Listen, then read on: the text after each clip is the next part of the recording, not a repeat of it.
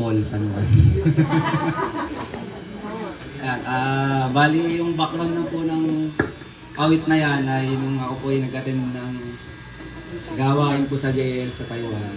Bali, din po ako ng training ng mga leaders. So, meron po kaming natasa na magbigay ng special number. So, ako po natasa na magawa ng kanta po namin. So, ayan po yung pinresent namin na awit. Yan po. Sa Diyos po, para sa Diyos po ang awit na po yun. Ang sabi po sa awit, dakila po ang Panginoon sa buhay natin, kaya pati po ang kanyang mga pagpapala ay dakila po. Dahil po doon, patuloy po natin paglingkuran natin, Panginoon. Dumating man ang mga pagsubok, mga kabiguan, ay manalangin lang po tayo at magkakaroon po tayo ng kapahingan sa Kanya. Yun po.